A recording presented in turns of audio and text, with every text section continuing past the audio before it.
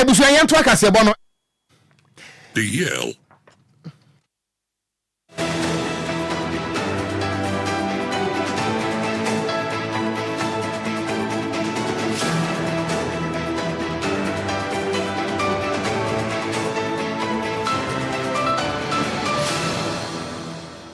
Yama Ghana fo nyina kwa ba na yenhye kasebo no ase. Yenhye kasebo na se ana yekwa wo my Ghana yesu apo kese University of Ghana Legon emu. Na ena wiei ehono mo anyere a ebepai se ta efre se ahemfi atwene se anyere a entimi empai. Ni nyina no ene se ene eyeda ponda suapon no yesi hono mo se Student Representative Council SRC executives no wo beto aba ede ayi wonom. Na ene no a empenifo ahyede te se wo to aba ede yi SRC executives e wo Legon no abrantie ba ko a woye second year student level 200 student e wo Legon whatever suapon ni nyina akwakopiem e wo circuit court e wo Adenta ni nyina no ene se e kwan ye suapon na fa so a wonom e to aba no wodwene ho a wonte ase efiri se enipa mienu bi e pre to mini bi a yakasa yi wo mo e ko vetting committee no anim e ma kire se process ya empenifo de wo mo FM no saa nipa no mienu efeli nanso abrante ne ekirem se suapon no atimi afa kwati kwan ama kire se judicial board no atemom de ba montre so no wo mato atwene ba binti ama saa nipa no aye disqualify wo mo no wo mo sa ba pribidi a wonte ase na abrante a wodi suapon akwakopiem e wo court no eye Joseph Mauli asio na wodi atodwa akirem ese enipa wodo aye de makwakogina mu e wo court no ni nyina no ene se eye pro vice chancellor ana afenso no dean of students affairs a wonom ewo Legon no womo atimi afakwati kwan ama emrantie mienu womo di bepie mu nyabotre yetimi de womo di aba behye mu a edi nkan no samrantie no womo kokopie mu ewo vete no wonom efeli ana ensisa hodo asesanka womo timi famu na womo timi pass requirement no emrantie no mienu antimi amfamu ampase anunti ebanesan ana pro vice chancellor edema Legon any dean of students affairs edema Legon wo mutimi fa kwati kwan ede saa mrante ni mienu din esa behye mu biem na pro vice chancellor ayeka no hwansam ne din ede Professor Gordon Awandare ana afenso no eye dean of students affairs eye Professor Rosina Chiramaten ana afenso no eye SRC electoral commissioner and din ede Mudasil Ibn Ibrahim enipa imiesa ana brantia wo level 200 students and din edi Joseph Mauli Esio watabiri wonom edu makwakogina mu e wo courto na busua emunsam enie ni nyina no ene se emra mpanifo etenase no SRC vetting committee no emrantie mienu a wo mo epre SRC president no eye Emmanuel Owusu Amponsa ana afenso no Maradona Ejeyebo a woye dwumtoni a ye bone mrane se guru eka hobi ana wo kwakọ president to me no na maneboni ekirem se wobra wo mukopie mu ewo SRC vetting committee no animo no de obonika no se residential requirement no empanifo mbienu eye abrantie Emmanuel Owusu Amponsa ene Maradona Ejeyebo a ye bone mrane se guru a woye dwumtoni no emrantie mienu entimi emiti sa requirement no enam so ema SRC no e disqualify wonom na wobra mpanifo disqualify womo no ana aba beto dwa se emrantie mienu akwa appeal na womo kwa appeal no eyade se appeals court no ane appeals vet no esa disqualify ye ekire mu se sani atemu no a eye vetting committee ne dia ba monteso no enye wonom appeal board no ana ebeda ne no enunti de vetting committee na kana eno na omde ye adwuma nanso abrantie ne din edi Joseph Mauli ekirem se abere mrantie mienu kopie mu ewo appeal nani mu no yesa disqualify wo mu biem nanso waduadua mu ehunu se pro vice chancellor eye Professor Gordon Awandare ana afenso no eye dean of students affairs wonom aka bachirim santampe homa ama kwan se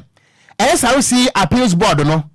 enye approval enfema abrante ne di edi guru ana afenso no de waka no ho biem se wo mo enkonkọ piribi na no ana brante enche se ye no ane se na amen na school no ye wo mra ane hihye wo mu ase obi apretumi a wotimi FM nti e ba ne sen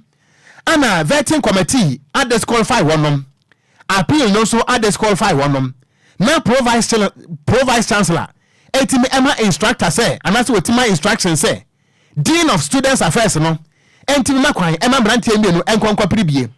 eno na brante enchi se da bi wontimi ntrase emedre du mfrani emesi kotienti watabiri nsabunu ayekasa watwam kura ewa atomic atwa Madina akwakwginam ewa Adenta Circuit Court na ensaba wodo amawli ede agu enkrata so awahwehwe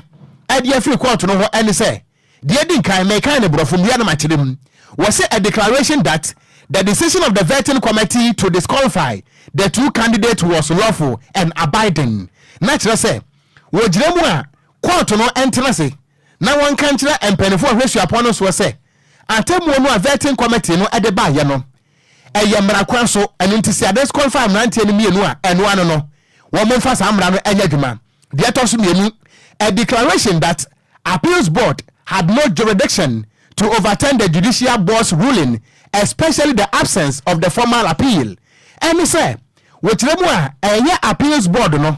one any jurisdiction, naturally some remono, woman to me,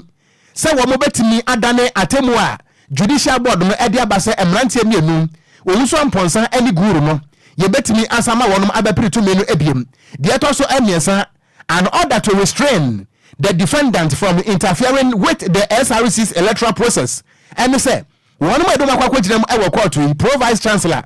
any dean of students affairs, no. One more any to me and into the court no emfatabo, and to one send beya. SRC about one channel, one to me and may interfere. The also nine, an order preventing the inclusion of the disqualified candidate in the SRC election. The also nine, a branch Mauli Joseph H. Rimsem. Court no emfa order ento abrante ne din ade Maradona Okogyeabour Guru ana afen so no ohuso amponsa so se senior SRC vetting committee no apam wonom ne disqualify womo no womo ni to me se asade womo eka ho abiem we ene nsam a enam montene eso na enhwemo kakra nsam trofo aye ekiremo ese emrantie eye mienu ani school ni mpanifo no emra empanifo anasa brantie mauli eko Adenta eye circuit court no yede eye rate of summons no e de ama won mo ayekasa yi ya serve wo mu nyina nti we no ehu nyansa nka wo metimi ama kwan ama mrantie mienu asa begire mu biem nanso yekasa ayade asa brantie ni kiremu a school ni mpanifo ebusa nhye ne so ntine court enfa interlocutory injunction ento abato ni nyina so kopem sa brantie ne din edi guru no ene amponsa no yenyi wo mu din enfemfiri mu a we ene samu a enam emontene eso Kwadwo wako Yes, you know. I say, yensu upon hodona, a moon shada and your power. If you say, Oko NASA, and I say, Kwame Nkrumah University of Science and Technology, Kumasi, do baby, na Vice Chancellor Hus and Sam, or Kopium Court. UCC, University of Cape Coast, so Nancy Yansu Kopium Court. Any is yan so, any feature here, University of Ghana, so SRC President, are you trying? I want to turn your man, we best say, oh my yen to ye, no more the power nipa. Osefata na momfani siso Kwadwo abrantie Maradona Okogyeabour ayefani se guru no Ghana fo ne pinu ano ebia eye emrantie no ana bia beka ne din kakra na emom emrewa no de omo nhye danka na emom se wo mote sa anwumwe ya wo behu abrantie a ye ka no ho asem no okay chidibe mofle me vams Enquires,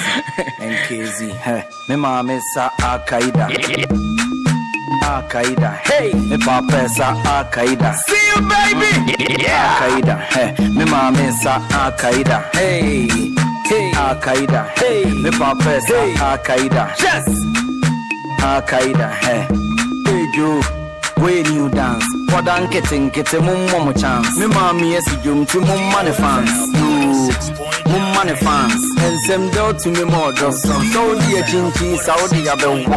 Okay, what the brother young co. Me pese beat me to Mrs. Sambo hip hop. Me yembele dark need to me pow. Nafaga guys start no beat me how. Swag kakra. With the call left side now the choke and no one on order with the brother young co. Non kuno na bui na so minne. Enti non kuno bo na so guru na enti Ghana fo abrantie guru ye kana asem yi wona ne ho aba asem no na Kwadwo radio den se wakantem esinsie se ono no nyade a o jese obetwe ne ho afiri se onim se anamo a wotu no famna kwan mu enti no bekọ so agina mu enti se de obi so atebedi akogina mu court yi de ehwe ani mu ane se mra no ebede ba bia se da na nipa e se fata no no oko emra na makwan na moto aba na de obedi nkunum ne wadi sa de kura moto wie ye e na yesi ayese tabiribi ne ayi twan se awe be kan sa kan no agro aso twan ebi na ekoso enti senia wie ye ani ebehunu waga sa pepe ne tioko etwon so mpanesi enworo ya ye mpam ho danta pam na pam dem na de beto that's right unya je pam danta na unya hwe mu just like ade ne maye wo de tuma enye yi nti omontwen kura na ye etete ha ya yentu aso okon yentu akase bon so ane ye bo e de awuramu ewa so ye hwe oman Ghana ye na bato so meche electoral commission no endo ada nya semkuma eni se manyo create omo hunya de gumontene so oman Ghana je se ne ye mantema hodo ana afinzu mensina hodo oman Ghana mu nyina no eni se manyo kwe ekokoye oje che no wado makase kirem se ade bi ha wado mo pa efiri se wo hwe kwan hodo a afi asosho oman Ghana bato so electoral commission no ofa so di ne dwuma no enya de so ani yenti wado mo ntena se anya din komonan emfanto baby din no mpa baby nkwankwa ndwoma ho mefiri se yisi no kwan bi ode oman Ghana bato nsensem fa so nya de so ani yekura ne senti enra mo ye chere wie peno mkopie mkwatwe break sasabe aboa papon awa electoral commission mo headquarters na body petition 10 koma mo zene krata monje eyemo amode mo kenkan mo kenkan wi a eniema hodo a haye ni mo moden so betutu ni nyina kama ansana bato da no etimi edum electoral commission ababonten abagase tirem sei enda da ebrada no musa ka krata etesa edi free National Democratic Congress endi samanyo kona ka che se mekese krata no o masem se twe te se sabe aboa soroboa ehura akwatena soro a woso kwadum wono mu tirem sei wono musa ka krata ne ye pana nso no o mo de ade se da to Ghana manyina nim sei yama mo de nanim so emfantwa wo pay free sei electoral commission no wono mu agu so to ne ma pa sei enka sei electoral commission je se ne voter register ma bonten na Ghana amanfo nyina di ntumi komu bie ndene zane voter register na bibia tomu din a ebetimi akoyie pa de oman Ghana electoral commission no asan ka se tirem sei sesi aye kese wo mo de ahwe sei ansa na abato we hya ase no na abato nkrata na sa ne di ntwa homa no bibia da odin a bibia be free and fair oman Ghana nya de a katasumo mu aso ebetimi akoso a ekokofa mentumi ho ase bia emfamba wane mu tirem sei endi se man yoko na free so wo mka bia wo nyamo moden na wane mu moden antena se din enya abotre free sei electoral commission no eguso abadwumaden sei enka se ne oman Ghana opanima de ede man te se ne opanima boso de to sonson enu de na bibia atodin wane masa kasa tirem sei sesi aye kese no endi se man yoko ni nya abotre na free so Ghana de se nya abotre free sei abato ne mre no enya nsoye anya hwempo ne wone fo makoma Kwadwo watwi 80 days de yadima we electoral commission be kwaso wato 20 yama nkopom sei opanima boso de to sonson enu de bibia de dinte no electoral commission e ebo amane sei krata de omsaka omugusan hwehwemu kopom sei oma mode ne eni ye fata bia sei se ndi se manyuko na fin so oma Ghana nyina ensa kan ba bonti Ghana fo nyina yensa atinya kabin kratai opinion sa sha ase deputy chairman ana ono no hwehwe electoral commission omu operations eswo ne den ade Samuel tete nene ene secretary we ase yentu akase bono eso yentu akase bono so ale ebodi awuramu ewo ensamfufuro mu na kwaso afo adwempo ene adwenkyere no ehia yen ewo Facebook no eso eye DLFM 106.9 yentu akase bono eso a o my Ghana yen sika krabia batan Bank of Ghana ene ye kasai wono mo de nhihye bi ababontre so eye nkrata ene warning a wo mo ede ma wo my Ghana sika krabia batan ni nyina anase sika krabia ni nyina banks ahodo a ewo Ghana se wonom enfa report a ekire anamo a wo mo etuo ama ekwan ye nipa bitini fa kwati kwan ewia nkofuo sika ebodi wura banks ni system mu etwe nkofuo sika de kan se fraud no Bank of Ghana ashesa Ghana banks ni nyina se wonom enfa sa report no emra na wonom ekire mu a wo hwe eye fraud reports a kire se mpanifo de betu dwa no ana emu kirem se wo hwe activities any dwumadi a ekoso no a eye fraud activities no ewo banks ahodo no a eye se specialized deposit taking institutions no eye se fraud activities no 2022 one enya 188 ana akona nimu a 2023 eye fraud nko anu akona nimu 2023 na kogina 274 awo hamu ntichemu na kire se fraud no akwa nimu 46% na no ana wamo echirem se enam so ama wa my Ghana eba ne sa no a enipa bi entimi enya gidie se wode ne sika ba kwato bank efiri se se banks ahodo no antimi anya nhihye bi ama Ghana ne odini sika ebeto ho no wanya gidie e wo bank ni mu a ebetim do how kese pa na aba eno ntiri deputy director of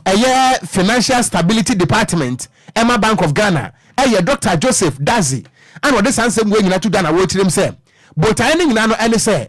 banks no etimi submit one road map and sha wo do wo maye say na be ya fraud eto betimi atwa wo banks ahodo no emu no a ebetimi aboa ma Ghana so Ghana fo sika no wo mo etimi abo ho ba yie abusua me kwa homa so ho na nkomo we ntie nkonkosu ade kakra emra ewo mu Dr. Edward Danso Anson cyber security analyst yenkonkwaje de suamra ekoye nipa betimi faculty kwan ebowura banks system mu ebo Ghana for krono no we no emu adesua e kan say public education wo mu no and say doc wada ma wia yi DLFM sunye ya mu ahamu akwa ba o Mr. That's so said most what was afraid. Yo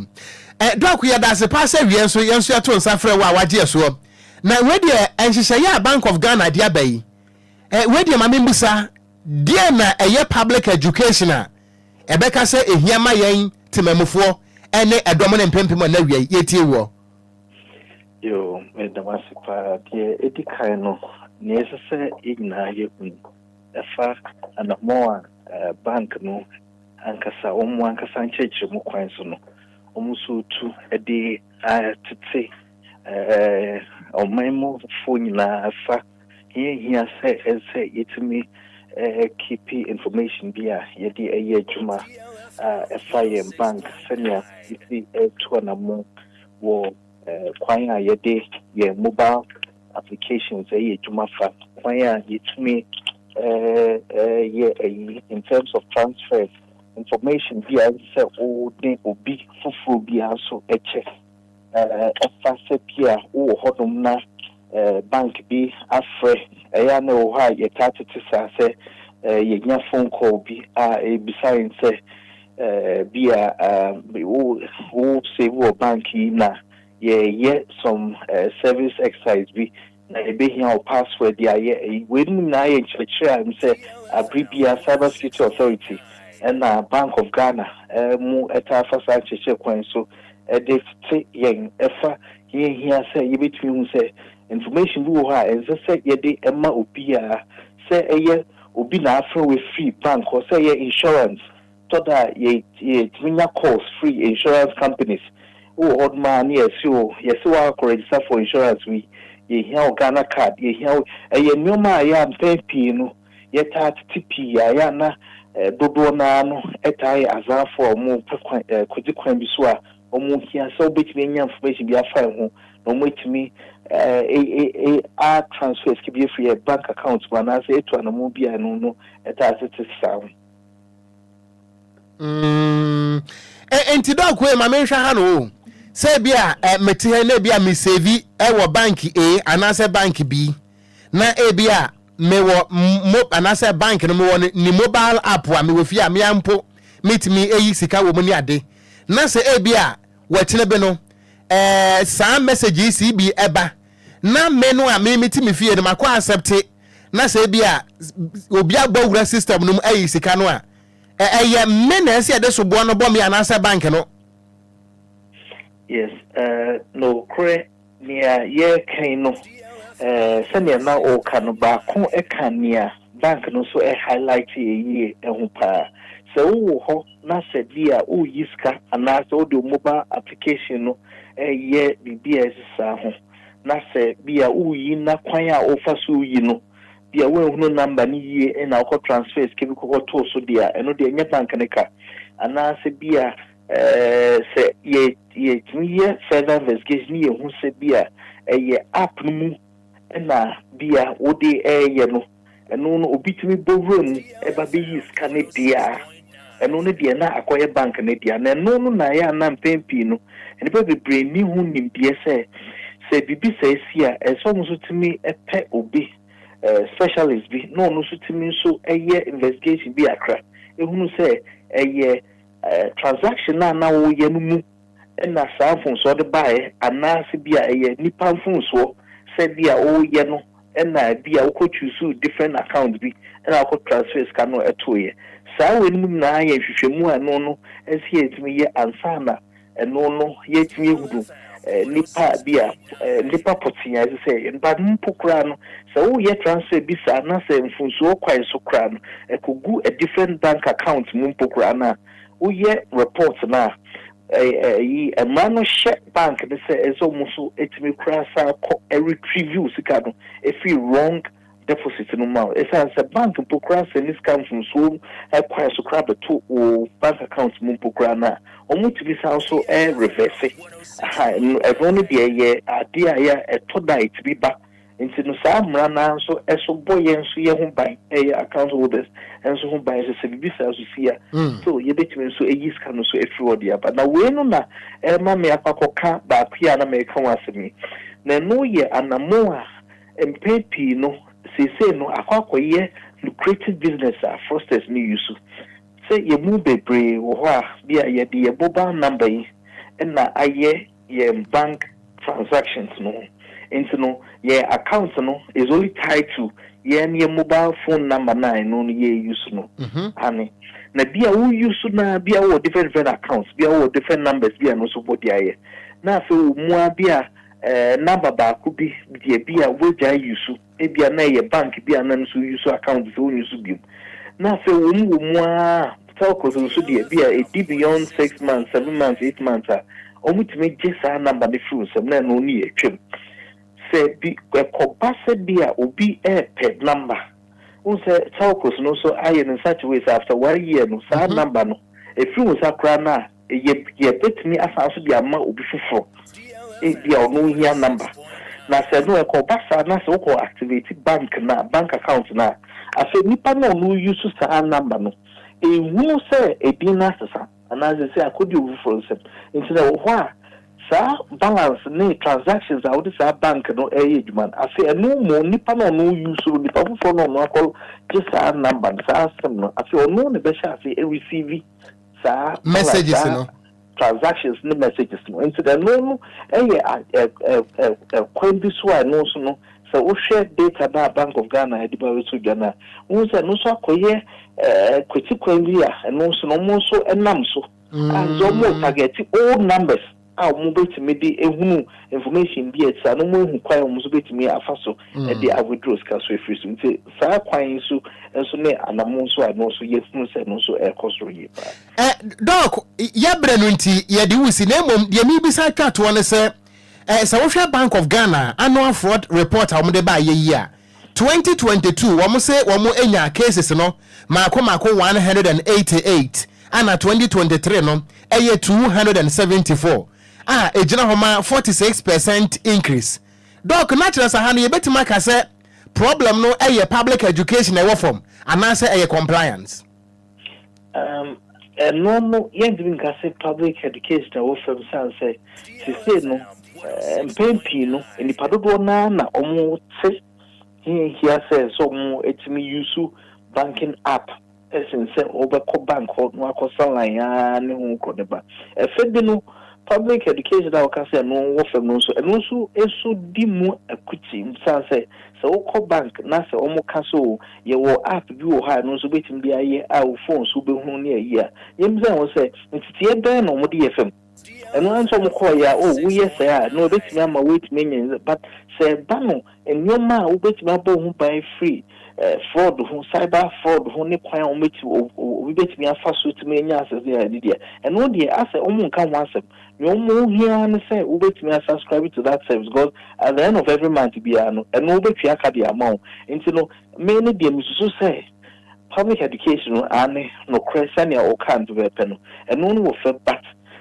Who he also say yes so e betimi so esua bibi ya nkasa enso from say education crowd was so crowd na say still no say nipa na ma ni ana ho a eno de still ano sa dream no and the bekoso akoso sa doc anawie ma ya na se papa say wase bre ni adaje na woni DLFM ene yetiefo afa san kyerkyere mu nyamishra bibia ne ebesa ba wonche biem Yenso yedase papa ebusuya Dr. Edward Danso Anson cyber security analyst se eba se ententa kese no so bonia enipa bidie no a wo kira de wom ti we no wa wantie no na kire se wankasa so den ana ebeye wo na wo ye dan so a eche wo mo do beba se de tie bia mo do beba e do beba ejeta mo do beba fia e do beba fia aha sa na tie ye nto aso Kwadwo oko ye nto akase bo no so a ne ye mfiri krabupure mantem na ye mfa ye ni mfa mu e wa sante mantem na okanini adema open door assembly asori a eno no wa sekire eye adwira eno wa sante mantem Reverend Dr. Tifros Adabla wakasa de adesre e de ato oman Ghana emebu ni nyina nim se tite ba beto abo abato ya beto no wei oman Ghana asomdwe ne ye nyina ye pe ukwa akoto aba akwa yi papa obi maame so enko pretumin no fa sika nko hwe na busua nanso aba ne se na Ghana man ye ba akoto aba ne dipa bia akofa nkrante de ahye butum akofa apaso ne ye him nkrante wodwam osofo aga se kirem se nya de babu anti afu ya bato yi de ase we bani nya twam ka bia ma oman Ghana ye ntra se nya hwe han me bi entoyen osofo pon asa aka se kirem se ha adwinye pa se akoto be wana omanyoni bi di sika akwa akosho beburu bi nsem se okrachi wei je ukwa akoto no boden se wo kwen wo di apaso blade ana fin kante be sho ho di akọ so bi na adwin se o ma kwan ma me nin kunima bo boden da yi na so ba ko di free honom na nimpo na betu woni se betimi atu ana osofo aka se na o kire mi se wei emwa every say abane ya tu wie peye nyina be sa be nipa ba ko man Ghana mo denti na abafo abato won sensem ho wa kwaji se adamudi akofri obi honom na kwatwen kante ekwakodi awu osofo aka se kire mi se ya tu abane wie a MPP ni NDC se ko basa ye bia kwesi na nipa bi wu anase biri ahwera mo nkwa NDC na MPP na de de be ye oman Ghana ni senti wakasa kire mi se wo ajizani amanyoko NDC afa anase MPP afa ene njese se nipa ko oni wa ban mu no nipa na wa otamfo osofo kire mi se emfa so bia ni so se betena oman yi mu ni yama memfene ne bia hyehye yempo ne de NDC ni MPP afra yani ne atwen krante ekunkum ye ho kire mi se nya de babu anti ode adesre de ama Ghana de hye nyanse kwakoto abai yama ye homa den se yama asomdwe ne hene afisika manka bi no ye hye mo kan ntumi mo na bato we ne ye to a asomdwe mra na afisika to abato ne wie mpa susanso bato abonten bia ne Ghana fo nyina nsom din na emwa na bato no asomdwe ntumi de hene emra Reverend Tifros ejemen sentefo din komo no emu kire mu ne ya edri amanyofo na chi no ehia de enye wudi hia chebo ya de enye ade enye wudi anso ade na ense wudie wo force no wudi nina chi na wo befe nti sika ne kwan so woje na waji sika no na wakoye ade enye no hu se ebebu aboye ebebu abo won so efe se ye na bia wudi beba mekopaja ballot box mekoye we mekokuntokwa amadua amakube chi na ntokwa kesesia ntokwa tututuo wonim MPP onim NDC onim amanyosem bia amanyoni bia yenim ne asisi wo amama ya atwe ho ahye ho ntoko esi ye no party bia yirae ntoko ikun kofo bebre nti yen so so ye di party fo na chi no ya ye party members no ye umma ye mfasika ana anibre nkoye de anye ntoko si na wontumi ka se we MPP ni ana NDC ni ana party bi ni nti ye se ye nyina ye bomode se betwe ho fisika ho sika de eye na so sika diamane ba babo se bone nyina himi eni sikape edi sikape chia yebeye de anye yebebo Ghana ntumu ma yenje sikasam ni abato enya frinchim ne pa onyankopon pese oyi ni no oyi a Ghana bako animu eni a woti ye aye leader edema open door assembly eno no ewo edwira search dumase eno no wo jese ne asante matanum Reverend Dr. Tifros Adabla nene ena woti ye yento akase bo no eso ana yebo ede awura mu ewo ensem foforo mu na ahwe ya ehwe amanone ensem eso Mechire Ministry of Foreign Affairs and Regional Integration one mo den krata 1010 na pie monteso ye bekani akirem ne nyina no ene se wo mo ebo Ghana fo nyina mane se mo a na mo pe passport na mo ye hyehyeye eye payment mutu esika eye April 1 2024 yi emono ewom se sabra no nanka empanifo enya yankom beye nankom de mo passport no ahye mo nsam nanso ayade se biometric details no wono mo antimi ancapture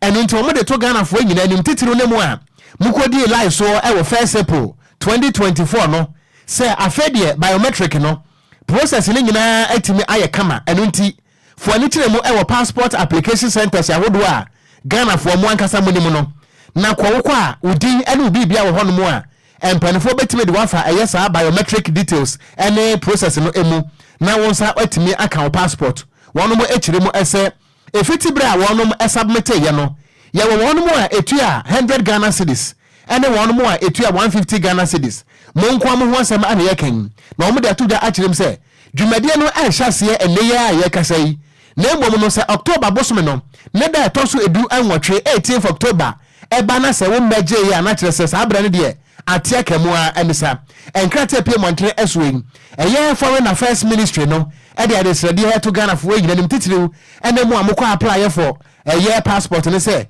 muni so pepepe se na be ya wotene be no enkofo hawo ene nche no ahye obiada emre obia we ne nkrata pie montre eso yanto akase ebo no so ane yemo emfenwure mu ewo president the man National Fisheries Association ne den the reta ni amafiu wakase kirem se yankopɔ ya adom na afi Ghana fo nyina kɔ benkrom eto abana the man National Democratic Congress ndi samanyuku na omamoden anhwehwem mapa ade afa prane kankanya ekwaso ewo gizane premise fuel ehun sensema etiete se oman Ghana mu no ehun opani akase kirem se every 2017 bapim samina yewomi enyasem kumawo oman Ghana gizane premise fuel yede ma Ghana de hia wonom ekwapo koyi nam no o kirem se akoya manyosem empiama yokwe befa o magana benwa so bedi suwe jesane empiama yofo no amayokwe no mankuto na omade premise for edema wonom opani chem se sane moto na ekoso na nya no mopa wakase chem se ade ba ko odi yampo ni se bapem samre nso enimpa bia omubu mra so no so nya ade a amanyokwe ba no homoden atabiri obiara ene kokko gina mra no memra ene no edin odin se ade tuja emra political parties dialogue jumadi ekoso endratan ene opani ekase no chem se ha dwinye pa na mra na ndi se amayokwe tia benwa so bibia koso ya jesane wama moden ekwote jesane premise aye secretariat beboa pa ma jesane wohwa efangwa hodo a apofonde kwapo so no wama moden adima mpanifo no nyina obi ansa ka bia na nya de omode ye amanyosam kura na so na de ba ne sende ne so poni ebeba moden anasa ofare ne benya jesane efangwa de akwapo so akwakwai na magana de hyenya na mahwe no na ye nsempii jesane ase kokofu bo abo no ho ne ma ye mpaso opani kirem sa de ba kwa betimi ya boa na sane ma wei ni nyina tuatumatwa ne sei yama modern se beto abana de ama NDC amayuku na kopɔ ya admeni se amayuku betene o my Ghana benwa so dia ne mo betimi asesa o mo kopo so koyi nam no nso ono mfa ngo sensem so ne matumi akoyi pan omno penya ne dende Isaiah Reta ni amafio ejemre ene central din komo no emu kiremu ni John Mama in the NDC government will bring a research vessel to ensure that we do proper research, because if we say we'll create a marine special plan, we would need to have a research vessel that help us have a marine research, and we will provide research support. There shall be grants available for fisheries scientists and experts who will require that support to be able to conduct research. We basically want to have science-led fisheries management, and so collaborative fisheries research and management is the basic principle for which we are going to rebuild our fishery. The truth is that the fishing industry is currently on its knees. We need to start from a very humble beginning. We need to start rebuilding all that we have lost. We've lost our inland water. We are losing our coastal fishery. So the NDC's government agenda is to start rebuilding what is lost and resetting the fisheries agenda and reset the fisheries industry. There will be fishermen, there will be fisheries center where we will provide services for fishermen in order that they would have services at their disposal. We will continue with our marble fisheries. Any awoti ye national president at the Ma Fisheries Association no ne den at the Reta ni amafio ne na akoti ye yento akasebo no so ana yemfa kasebo no entwa bosompo enkonko pie mu ewo US emontene eso na ene bayire pa ebushani nyina no ene se kwadwo oko adeta on anya se nkoma aradai US de beje me say ana no ya de tu di ahima nka kobra ne aso tu di afri rally ase me say anya ngonwa se mo se mo fa me ntu kwan kura metimu yi bo biam de metimi abo ma no mfom ya se nkoma o twa piase me bo ma no mfom na mo US de obua so obi amfa me nko ho enti se de meka no mo fa no sa yento aso nko kwadwo wonim se nyame ya adomo abosome a edi animu mienu mekire November abosome ne de toso enum ana America fo beko esinanim akwakoto aba na nipa mienu ana ejina mu Democratic presidential candidate Kamala Harris wona ba Ghana ha no Emma ye block e kwan nyina ma traffic che ye no. Wonwa. Na wono agina mu bi ana afen so no. Eye Republican rival Donald Trump. Wono so ebegina na so aprese to me no. Na aka be se tu na bro na wo mato aba no. Amanebo a efri US Montreal so ba echiremu ese. Enipa bi a wono mo afa wo say US Traitor Elimination Army. Ewo ye Colorado Secretary of State. A wona de sansem we atuga ne din e de Jenna Griswold. Wona de abatuga echirem say sankrofo ye fro nom say US Traitor Elimination Army no. Wonom ahyase e send threat messages. Adema EC officials ya. Wonom ewo US Montreal eso say abato no a ekwoso no so munyim na so mo anyense ya wo so be ni sei enti sa threatening messages ne de ba na ye kasa yi eba eye US Electoral Commission no eso na officials a wonom ewo Nebraska Kwadwo aha na asem no wono enti meka no agye so azu sa won family ntu kwan enti meka agye so azu officials a wonom ewo Nebraska azu ana we no ara bekasa Iowa 05 nso wadum FM ono wani US dabio enti state ni ba ko ye Iowa Kwadwo Iowa na nokre sabetie je mi ko hwe nkrata say we the black penny chance mante wa ha enti akura ode beba we the assignment kase na bo assignment ya ba na ka ba no enye ka gotoa enti Nebraska ndie metimi aka na we no eye capital I OWA enye Iowa sisa na nka Iowa eno ano ana Kansas eno so ho ana Tennessee na we minim say Wyoming Kwadwo Wyoming we US Wyoming no ebetimi a ho we dem am spell man na body ma me W Y O M I N G enye Wyoming asama ba eno ano no a Confiter and University ro ko no kwa just na me spell ya umodin wo ko no kwa boy enti Nebraska Iowa Kansas Tennessee Wyoming and Oklahoma we dey easy makan Kwadwo eno ano no when a state ya ye ka say officials ya Kwadwo Confiter ade be ya wate officials a ye yi say officials ya wonom e sa state nyina no ye de sa threatening messages no ebre wonom na eno ana FBI for kire say wonom ntime ntrase emase bi enipa bi ntime fa kwati kwan threaten easy officials ne sa eno nti FBI a wonom ewo US any US Postal Inspection Service woma ka bom say wonom ye hwehwemu investigation pa na ba bia sa threatening messages ni free no wonom atimi ache wonom nyina sanse mo epie montre so a na eye Colorado Secretary of State eye Jenna Griswold ana post ye ewo kire se ne Twitter X page so obi sere me say dem pa me anie me ba be kan messages so mo dem ntran messages no e dey am kan na Kwadwo okon krom ha de enim se teshi wa ha nungwa wa ha obi de mako US obi de mako ho dabe obi amfa nko enti Iowa any Wyoming ye gina we so aja boafo nkra to ye ba messages no ha pack ya tmas we wi a ye be kan messages ni nyina sweat ya Jack makwako hunu New Lucky Electricals na wura mu a eniema ewo ho no ese abrochire wo niema hodo bi ti se cables main switch ceiling fan switch and sockets lights no so wo chandeliers floodlight street light spotlight surface light any lights ahodo PVC pipes trunkings any breakers ni nyina bi ewo New Lucky Electricals New Lucky Electricals eye wholesaling and retailing na sa wo pe ba ko so a obetimi abowrem eno nti some ye companies wo ye fiewura anasa mo ye contractors na mo pe enkane ahodo ene electrical cables ade adi mudwuma de fo ani kirem ewo New Lucky Electrical wo ye delivery service eno nti ba bia wo bia no ye betimi de niam no abrel na dodo a wo beto no so ewo ne discount a ye de echewo wo branches ahodo pi Accra Central or Opera Square or Ben Wisconsin International National University ɛwɔ North Legon a wɔn ɛne DLFM ana ɛyɛ opposite West London so wɔwɔ Simabrew Fashion ɛkyi hɔ pɛɛ Achimota New Station New Lucky Electrical ɛbɛn Shell Filling Station no wobɛtumi afrɛ number yi 0559 37 17 63 ɛsan yɛ WhatsApp anaasɛ 0244 21 25 01 wobɛtumi nso asa afrɛ wɔn ɛwɔ 0245 02 46 29 New Lucky Electricals. We add value to your homes.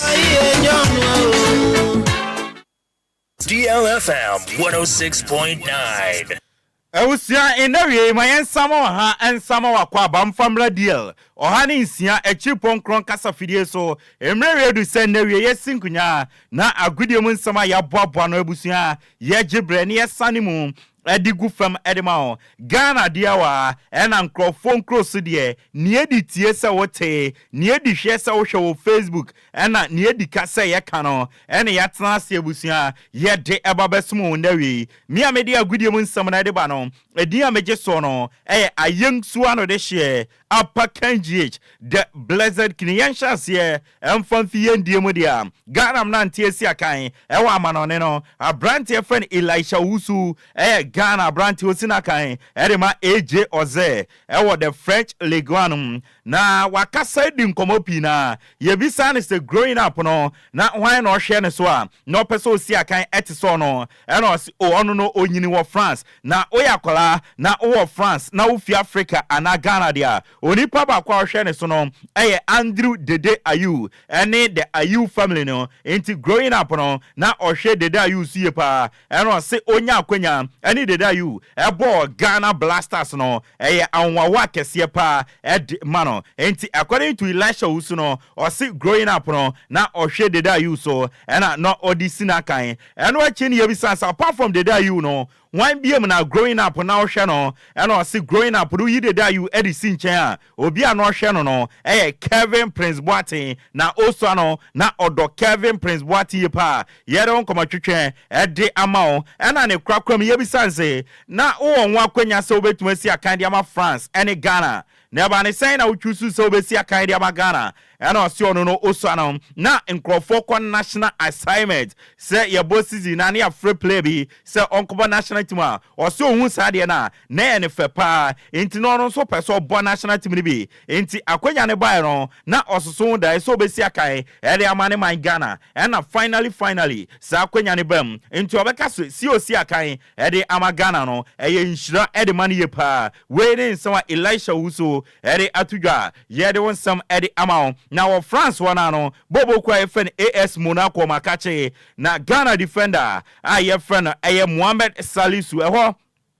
ena osina kan na Mohamed Salisu echema since office Saddam tenebe piemum ewo Monaco no enyama nshara ntutoye emfama no esanse prepra ha na adwen na mo season we ye wo mu no ohwenim se enyama bekwe diama no na according to Salisu Mohamed no o see this season no important season edema no esanse opeso gina na so no ye fit na oboa Monaco in all competition yere some edi amount na nansia na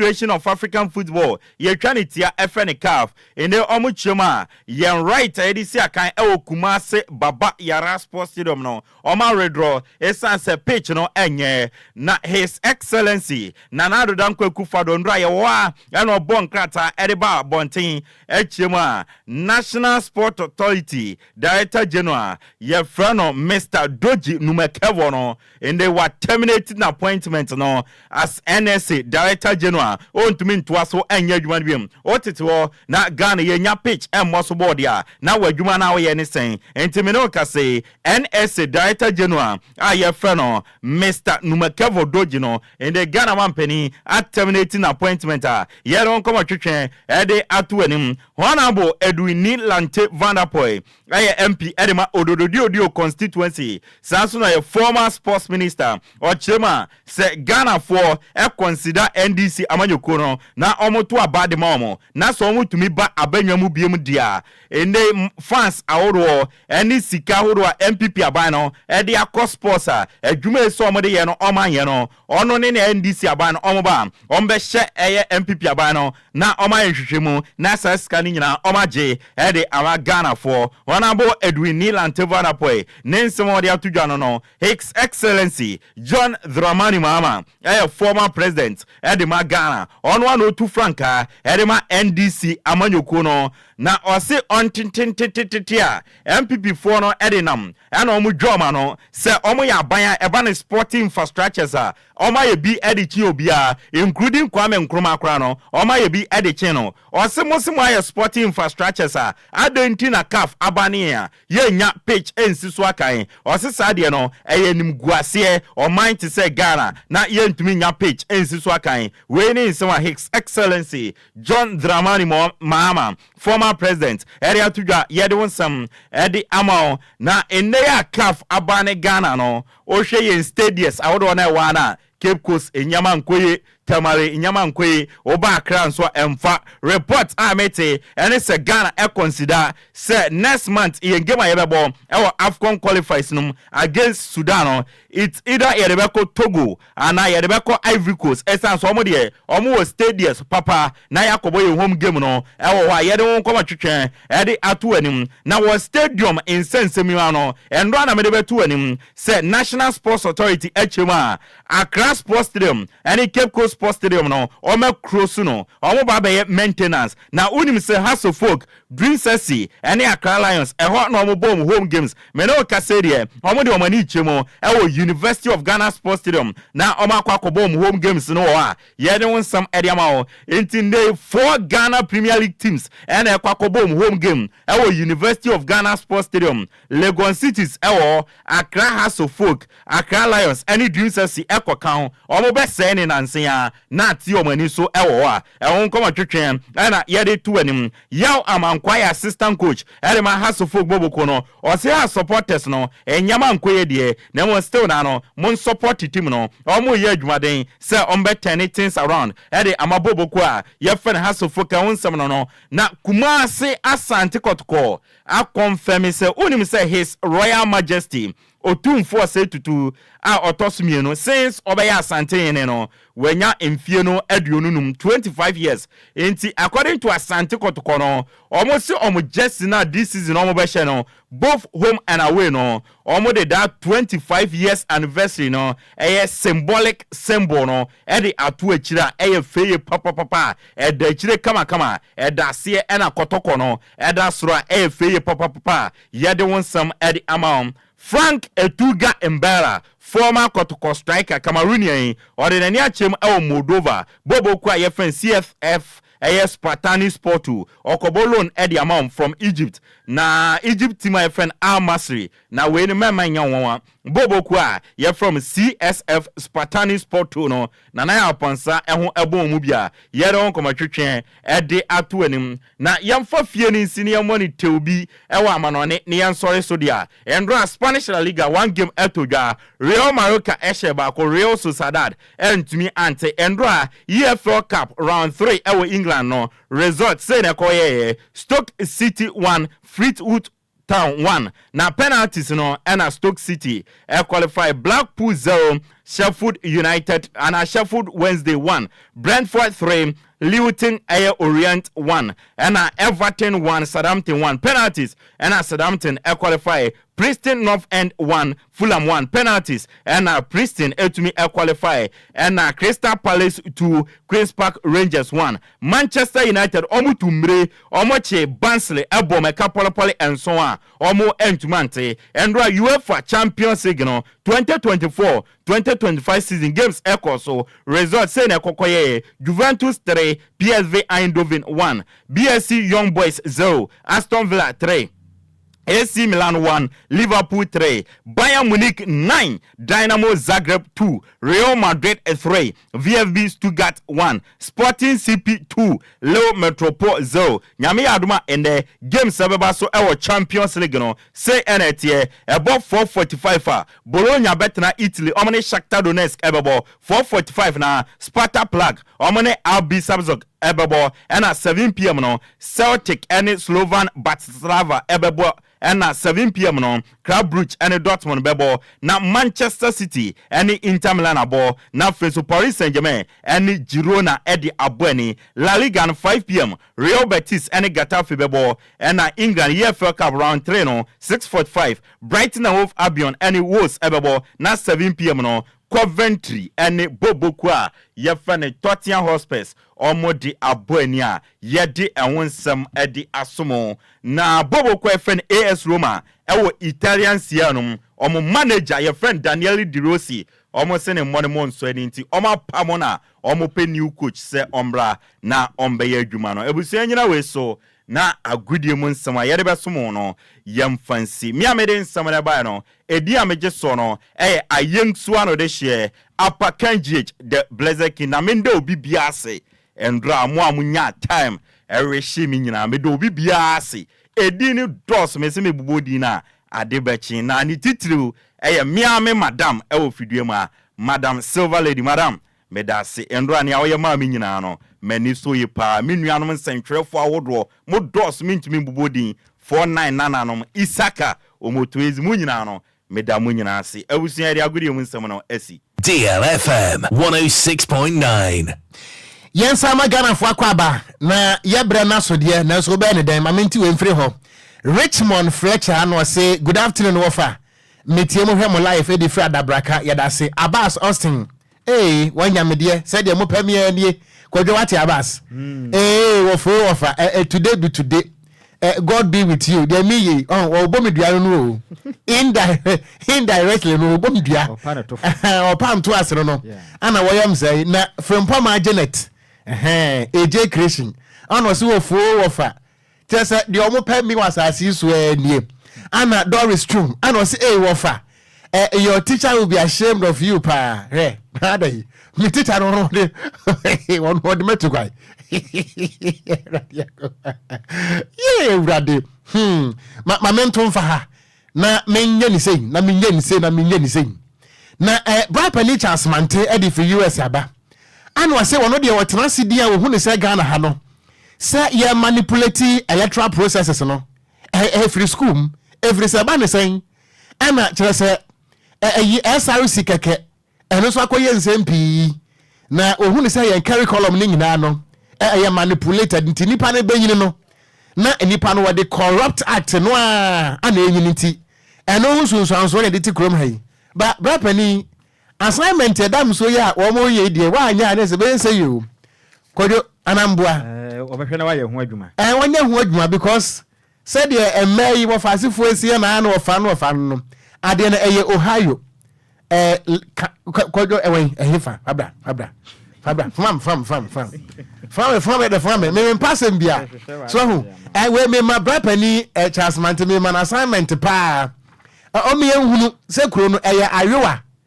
me dem say ayewa de aputo ayewa de intimi nko US but Kwadwo Sammy se me nka say ayewa intimi de ayewa ana ba ko no sia Wayomi wo US state ana se Cabranza so se Kansas ana ba ko ye Tennessee enti we do the assignment kase pa ana bra pani Charles Mante ye de ma we bobo tra yen nyasa de atamfo nyame this year queen open my ears enti why say hello sana dey anyway enti Kwadwo de enfensi assignment no ya to de ama wonom wo fa answer ne mre yi Kofi tell ade ko Facebook no so akenkan fo mienu midi ade Okogyeabour Ocran mene Nhyiraba Kwadwo Sammy bi awia yi yadam nyina se ama nyina mo anite so na adwo ase okere ne mpamfo bese nkonya DLY is happiness ya crowd DL News.